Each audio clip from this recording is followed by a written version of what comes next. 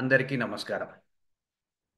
చిద్గురు గీత అనేటటువంటి సంస్థని ఆదరిస్తూ చిద్గురు గీత అందిస్తున్నటువంటి పరిశోధనాత్మకమైనటువంటి కార్యక్రమాలని ప్రోత్సహిస్తూ ఆదర అభిమానాలకి కృతజ్ఞతలు తెలియజేసుకుంటూ వినాయక చవితి శుభాకాంక్షలు. ఈ గమ్యం ఒడిదుడుకులతో ఉన్నప్పటికీ, ఎత్తుపల్లాలతో ఉన్నప్పటికీ, ఆటుపోట్లతో ఉన్నప్పటికీ నాకున్న ధైర్యం సరైనటువంటి ఆధ్యాత్మికతని అందుకోవాలి అనేటటువంటి ఆసక్తి ఉన్నవాళ్ళు ఒకళ్ళో ఇద్దరో లోకంలో ఉండి ఉంటారు, తప్పక ఉంటారు అనేటటువంటి ఒక నమ్మకం, ఒక ధైర్యం.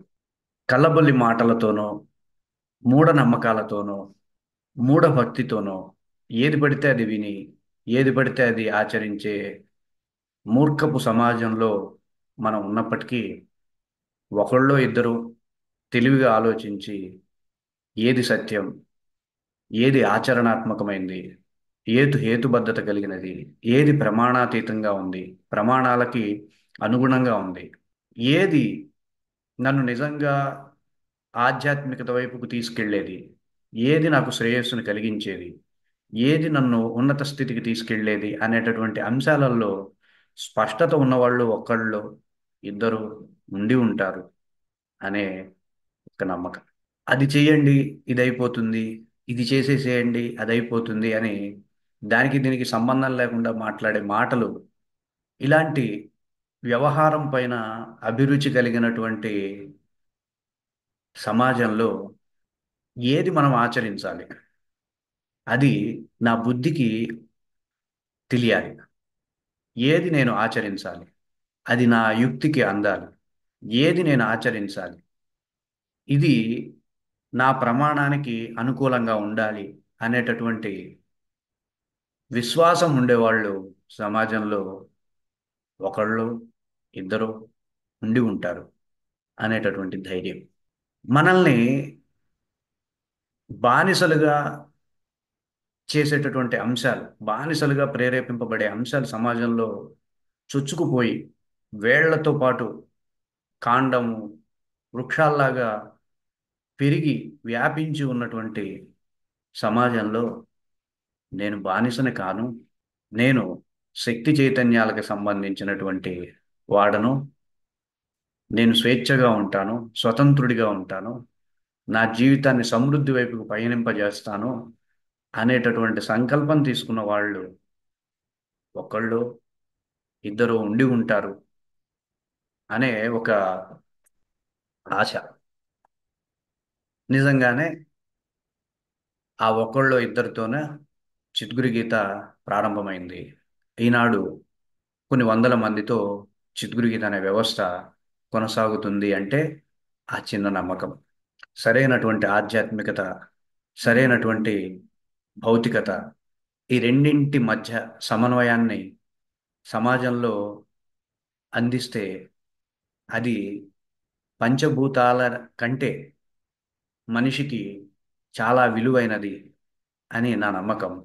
అందుకోసమే ఆ సత్యం యొక్క ప్రచారమే జీవిత ధ్యేయంగా పెట్టుకొని చిద్గురు గీత అనేటటువంటి సంస్థని స్థాపించి ప్రారంభించి కొనసాగించగలుగుతున్నాను.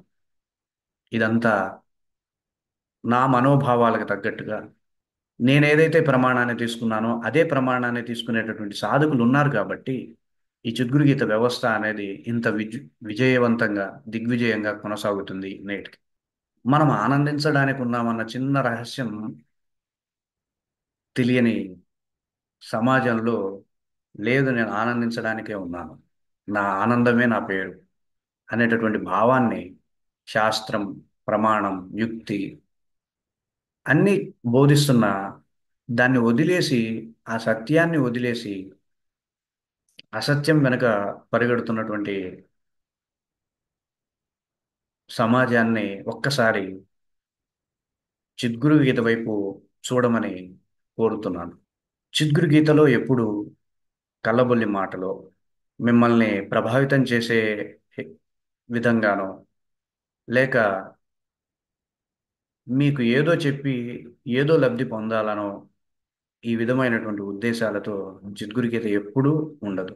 మీకు సరైనటువంటి ఆధ్యాత్మిక మార్గాన్ని, సరైనటువంటి భౌతికతని, రెండింటిని సమన్వయం చేస్తూ అందించే ప్రయత్నమే చిద్గురు గీత ప్రతిక్షణం చేస్తూ ఉంటుంది.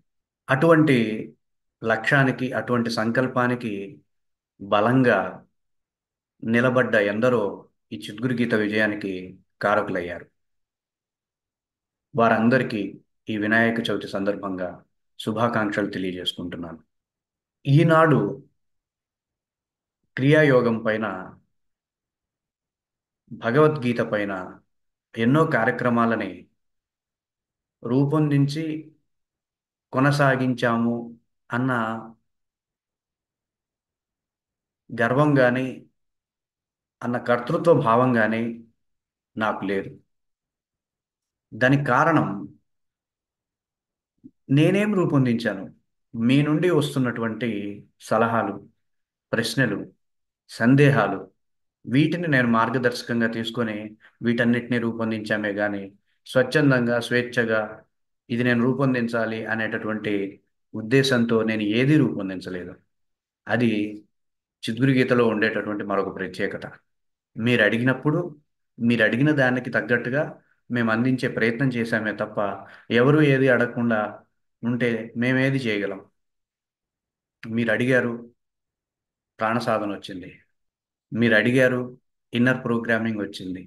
మీరు అడిగారు, ఆర్ట్ ఆఫ్ బీయింగ్ అనే ప్రోగ్రాం వచ్చింది. మీరు అడిగారు, షట్చక్ర సాధన వచ్చింది. మీరు అడిగారు, దశక్రియ సాధన అనే ప్రోగ్రాంని నిర్వహించగలిగాం. మీరు అడిగారు, ఈనాడు షట్చక్ర ఆకర్షణ క్రియ అనేటటువంటి కార్యక్రమాన్ని రూపొందించాం. మీరు అడిగారు, కాస్మిక్ హీలింగ్ అనే ప్రోగ్రాంని రూపొందించగలిగాం. అడగడం మీ హక్కు. దానికి తగ్గట్టుగా కార్యక్రమాలను రూపొందించడం అనేది మా బాధ్యత.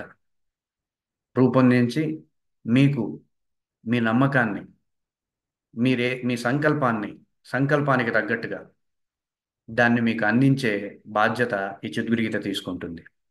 ఇలాంటి కార్యక్రమాలని రూపొందించేటప్పుడు మేము మీకు, మీరు అనుకున్న దానికంటే, మీరు ఊహించిన దానికంటే గొప్పగా ఉండాలి అనేటటువంటి ఒక లక్ష్యాన్ని పెట్టుకొనే ఈ కార్యక్రమాలన్నీ రూపొందిస్తాం. మీరు విన్నాక, మీరు అందుకున్న తర్వాత, మీరు చెప్పేటటువంటి స్పందనల్ని బేస్ చేసుకొని ఇంకా, ఇంకా దీనికంటే ఉత్తమమైనది, ఇంకా దీనికంటే ఉత్తమమైనటువంటి కార్యక్రమాలను మేము రూపొందించాలి అనేటటువంటి ఒక ధైర్యాన్ని, స్థైర్యాన్ని, ప్రోత్సాహాన్ని, మీ యొక్క స్పందనలు, మీ యొక్క ఫీడ్బ్యాక్స్ మాకు ప్రతి కార్యక్రమంలోనూ అందుతూ ఉన్నాయి. అందుకే ఏ ఒక్క కార్యక్రమం దగ్గర ఆగకుండా మీరు వృద్ధి చెందాలి ఆధ్యాత్మికంగాను, భౌతికంగాను అనేటటువంటి ఒకే ఒక లక్ష్యంతో ఇన్ని కార్యక్రమాలని మేము రూపొందించగలిగాం. నేను ఈ వినాయక చవితి సందర్భంగా మీ అందరికీ చెప్పాలనుకుంటున్నటువంటి ఒక మాటని చెప్పే ప్రయత్నం చేస్తాను. భగవద్గీత సమాజానికి వ్యాసుల వారు అందించారు. ఆయన మహర్షి. ఆ భగవద్గీత అందరినీ మార్చగలిగిందా అంటే, భగవద్గీత విన్న అర్జునుడిని కూడా మార్చలేదు. ఆ అర్జునుడు యుద్ధ రంగంలో ఉన్నప్పుడు తన పుత్రుడు అభిమన్యుడు చనిపోయినప్పుడు బాధపడ్డాడు, వేదన పడ్డాడు, ప్రాయోపవేశం కూడా చివరికి సిద్ధపడ్డాడు. అంటే భగవద్గీత తనకు అర్థం కాలేదు. మన ఋషులు, మునులు, మునులే కాదు, సమాజంలో ఎన్నో అంశాలు నిన్ను బాగు చేయడానికి సిద్ధంగా ఉంటాయి. ఈ అంశాలు ఏవి కూడా ఖచ్చితంగా నిన్ను బాగు చేస్తాయా, ఖచ్చితంగా నిన్ను వృద్ధి చేస్తాయా అంటే ప్రశ్నే. ఎందుకంటే అవేవి కూడా నిన్ను వృద్ధి చేయలేవు, బాగు చేయలేవు. నిన్ను బాగు చేసేది ఒక్కటే, నిన్ను ఆనందింపజేసేది ఒక్కటే. గ్యారంటీగా, 100% గ్యారంటీగా నిన్ను మార్చేది ఒక్కటే. నువ్వు బలంగా అనుకునే ఒక మాట నిన్ను మారుస్తుంది, గ్యారంటీగా మారుస్తుంది. శంకరాచార్యుడు చెప్పిన మాటైనా నిన్ను మారుస్తుందో లేదో తెలియదు కానీ, నువ్వు బలంగా అనుకునే మాట మాత్రం నిన్ను గ్యారంటీగా మారుస్తుంది. నీ చుట్టూ ఉండే పరిస్థితుల్ని మారుస్తుంది. అందులో ఏ సందేహం లేదు.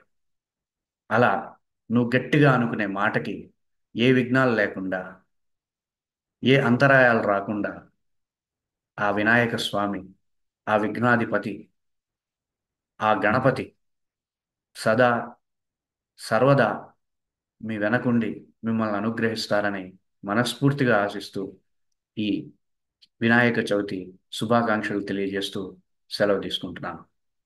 మరొక వినూత్నమైనటువంటి అంశంతో మీ ముందుకు వచ్చే ప్రయత్నం చేస్తాను. అంతవరకు సెలవు. ధన్యవాదాలు.